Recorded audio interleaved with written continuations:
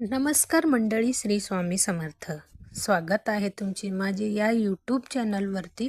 आजचा दिवस तुम्हाला खूप छान सुखाच्या आनंदाच्या जाऊ हीच मी स्वामींच्या चरणी प्रार्थने करते आणि नवीन व्हिडिओला सुरुवात करते. हिंदू नवीन वर्षाच्या सुरुवात ज्या दिवसाने होतो ते दिवस म्हणजे गुढीपाडवा. दरवर्षी चैत्र महिन्यातल्या शुक्ल पक्षातली प्रतिपादेला गुढीपाडवा साजरी केलं जातं. महाराष्ट्राच्या अत्यंत महत्त्वाच्या आणि 3.5 मुहूर्तापैकी एक असलेली गुढीपाडवा हा सण यंदा 2026 मध्ये 19 मार्च 2026 म्हणजे गुरुवारी साजरी केला जाईल. गुढीपाडवा, गुढी म्हणजे ध्वजा, तर मराठीत प्रतिपदेला पाडवा म्हणतात. त्यामुळे या सणाला गुढीपाडवा म्हणून ओळखलं जातं.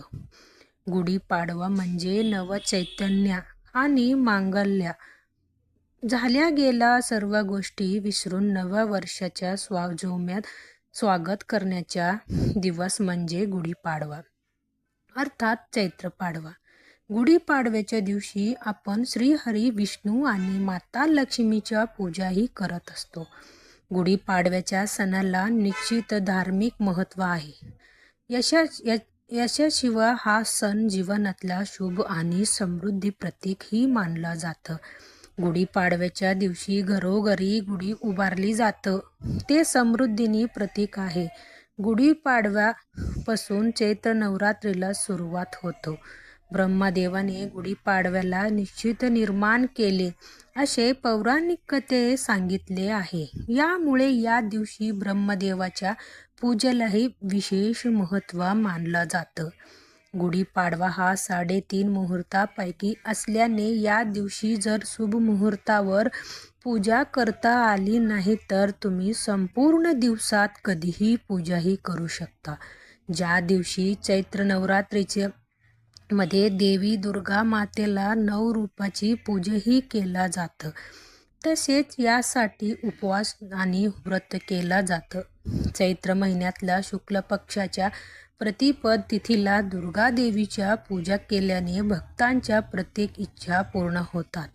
याच्यासोबतच जीवनातल्या सर्व त्रासापासून मुक्तता मिळत असतो. भक्तांवर दुर्गा देवीच्या आशीर्वादाचा वर्षाव होतो. याच्या कृपेने भक्तांना सुख व सौभाग्य प्राप्त होतं. 14 वर्षाचा वनवास संपवून आणि रावणाचा वध करून प्रभू श्रीराम जेव्हा अयोध्यात परतले तेव्हा प्रभूंनी आनंदाने विजयाच्या प्रतीक म्हणून गुढी उभारल्या होते. ऐतिहासिक दृष्टिकोनाने हा सण छत्रपती शिवाजी महाराजांनी परकीय आक्रमकांवर मिळवलेली विजय आणि स्वराज्यातला आनंद साजरी करण्यासाठी महत्त्व मानलं जातं. याच दिवसापासून हिंदू नवीन वर्ष म्हणजेच विक्रम संवत सुरू होतं आणि या दिवशी शास्त्रामध्ये काही उपाय हे सांगण्यात आलेली आहे. उपाय केल्याने आपल्या जीवनामध्ये असणारी संकट आहेत, विघ्न आहेत, दोष आहेत, याच्यापासून आपल्याला निश्चितच मुक्तता मिळण्यामध्ये मदतही मिळत असतो. आणि म्हणूनच गुढीपाडव्याच्या दिवशी कोणी कितीही आग्रह केला तरी अजिबात खाऊ नका एक भाजी. ही भाजी जर आपल्याकडून कळत न कळत खाल्ली गेली तर यामुळे माता लक्ष्मी ही आपल्या ह्याच्यामध्ये आणि यामुळे आपल्या जीवनामध्ये दारिद्र्य, संकट, दोष निर्माण होणार आहेत. 99 लोकांना करतात ही चूक. याच्याबद्दल सविस्तर आणि महत्त्वाची अशी माहिती मी तुम्हाला या व्हिडिओमध्ये देणार आहे. तर व्हिडिओ पूर्ण पहा आणि जर तुम्ही माझ्या चॅनलवर नवीन असेल तर चॅनलला सबस्क्राईब करा आणि शेजारी बेल आयकॉनला सुद्धा प्रेस करा, जेणेकरून तुम्हाला माझ्या नवनवीन व्हिडिओच्या नोटिफिकेशन ही मिळत राहील आणि तुम्ही एक पण व्हिडिओ मिस करणार नाही. गुढीपाडव्याच्या दिवशी सर्वप्रथम ब्रह्ममुहूर्तावर उठून स्नान करावे.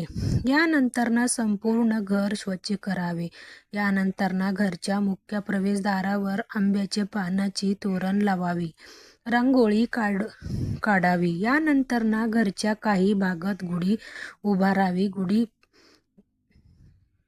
पाडव्याच्या दिवशी ब्रह्माजीची संपूर्ण कुटुंबासह विधीनुसार पूजा करावी.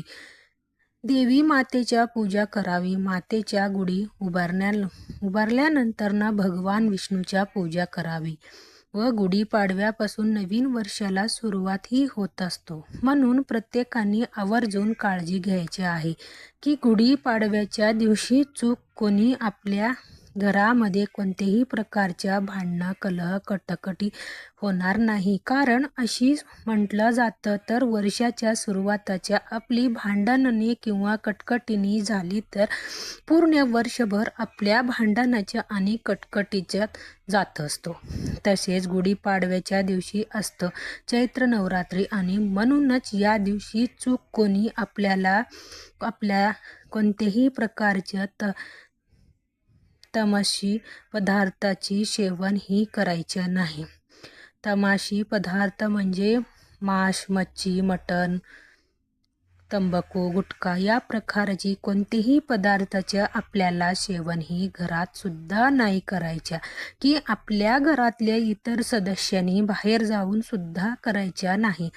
जर नकळत आपल्याकडून या प्रकारच्या पदार्थाच्या सेवन केलं गेलं तर आपल्या जीवनामध्ये अनेक प्रकारच्या समस्या आपल्याला समोर ही जावं लागू शकतो आणि वर्षभर आपल्याला हाचा भोग जे आहे ते भोगावे लागतात. तर या आता काही चुकी आहेत ज्या आपल्याला आवर्जून गुढीपाडव्याच्या दिवशी टाळायच्या. तर चला जाणून घेऊया त्या कोणत्या भाज्या आहेत या आपल्याला चुकूनही गुढीपाडव्याच्या दिवशी सेवन करायच्या नाही. यामध्ये सगळ्यात पहिला म्हणजे कांदा आणि लसूण. आपल्याला चैत्र नवरात्री म्हणजे पाडव्याच्या दिवशी असतं. चैत्र नवरात्र आणि नवरात्रीमध्ये चुकूनही आपल्याला कांदा आणि लसूण सेवन ही करायच्या नाही. कारण कांदा आणि लसूण हे तमाशी पदार्थामध्ये येत असतो. आपल्याला या दिवसामध्ये आवर्जून सात्विक अन्नाच्या सेवन ही करायचे आहे. तसेच आपल्याला वांग्याच्या सेवन सुद्धा चुकूनही गुढीपाडव्याच्या दिवशी करायच्या नाही. कारण वांगा सुद्धा तमाशी पदार्थामध्ये येत असतं. जर तुम्ही चैत्र नवरात्रीचे व्रत करणार असतील तर चुकूनही या दिवशी तुम्हाला फरसाण सेवन सुद्धा करायच्या नाही किंवा फरसाणापासून बनवलेली कोणतेही पदार्थाच्या सुद्धा सेवन हे करायच्या नाही. कारण फणस सुद्धा तमाशा पदार्थामध्ये येतं. तसेच ज्या भाज्या जमिनीखाली उगवतात जसं की गाजर आहे, कांदा आहे, मुळा आहे, बीट आहे, बटाटा आहे, इतर ज्या भाज्या जमिनीखाली उगवतात त्या भाज्याच्या सेवन सुद्धा आपल्याला चुकूनही गुढीपाडव्याच्या दिवशी करायच्या नाही आहे. गुढीपाडव्याच्या दिवशी आपण चैत्र नवरात्री घट स्थापना करत असतो. तसेच आणि दुर्गा देवीच्या पूजा करत असतो. श्री हरी विष्णू माता लक्ष्मीच्या पूजाही करत असतो. आणि जर असे प्रकारच्या तमाशी भाज्या पदार्थ सेवन आपण या दिवशी केलं गेलं तर यामुळे आपल्याला माता लक्ष्मी ही रुसून होती आणि जर आपल्यावर घराची धनाची देवी झाली तर यामुळे आपल्या जीवनामध्ये अनेक प्रकारच्या समस्या, दोष, दारिद्र्य येण्याच्या शक्यता होत असतो. म्हणूनच व्हिडिओ जास्तीत जास्त लोकांपर्यंत शेअर करा जेणेकरून आजारपणे सुद्धा कोणाकडूनही हा प्रकारच्या चूक झाली नाही पाहिजे हीच मनामध्ये इच्छा. आणि तर भेटूया अशाच एक नेक्स्ट व्हिडिओमध्ये. तोपर्यंत सर्वांना श्री स्वामी समर्थ.